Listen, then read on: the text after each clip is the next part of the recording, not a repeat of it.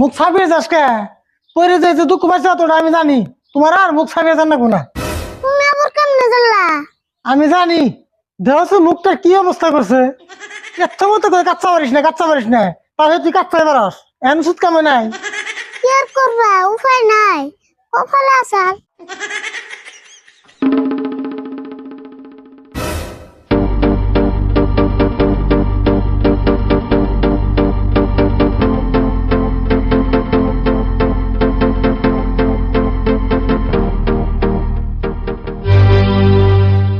এই আপনাদের ফুসি বেড়ে কি দাস? না, এই ঘর দেখতেছি। কাকা, এটা কি করতেছ গো? এত ছুড়ো। এটা ঘর হবো কে? এটা ঘর না তো, এটা হলো বাথরুম। ও, এটা তাহলে বাথরুম। আমি আজকে জানলাম। হ্যাঁ, তুই তো আজকে জানবি। এতদিন তোর তুই বাচ্চা আসলি না। কাকা, এটা কি তাহলে হাসাই বাথরুম? হ্যাঁ, হাসাই বাথরুম। আমি তো মিশা কথা কই। তাই নি? তাহলে খারাও, আজকে এটারে বনি করে নি।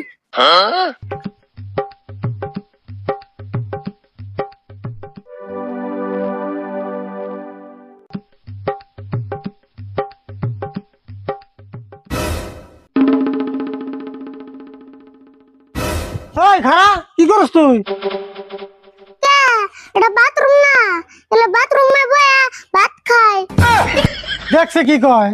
ওটার নাম বাথরুম থেকে ভাত খানা কো। দশেন বাথরুমে ভাত না খেয়ে তাহলে কি খাম? খিচুড়ি? তুই বোন আমার মাথাটা নষ্ট করে দিবি রে। এলে ভাতও খান দেবো না, খিচুড়ি খান দেবো না। এটার নাম হলো বাথরুম, তার মানে গোসলখানা। গোসলখানা? ও, বুঝছি, এটা গোসল দিয়ে ভাত খান নেবো। কানটা ইয়ে সর খাওয়ার আগে ভাত নিয়ে ঘরে যা।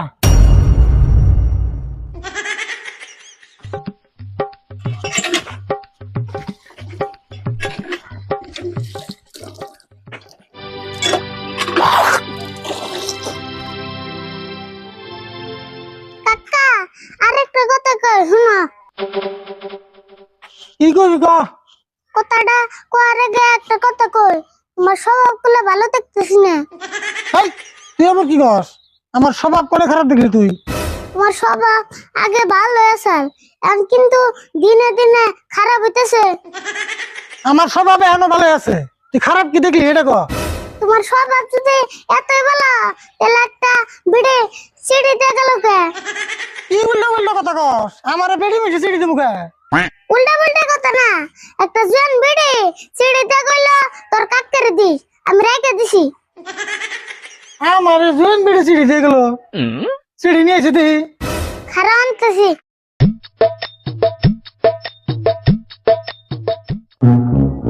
আমার চিড়ি দিয়ে গেল, তাও আবার বেড়ি মিলছে।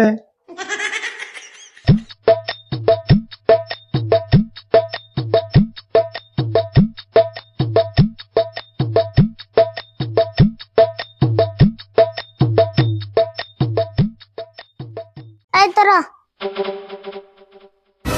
এই মোবাইলের জন্য চিড়ি দেয়, ওটা আমার কনেকার বেড়ি রে। তুমি শুনছো না? কোন বোন কি বেশ বাজাইছ?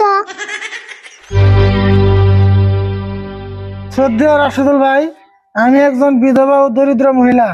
আমি আপনার কাছে অনুরোধ জানাচ্ছি যে আপনি আমাকে এবার ঈদের ভিতরে টাকা দিয়ে সহায় করার জন্য অনুরোধ করলাম।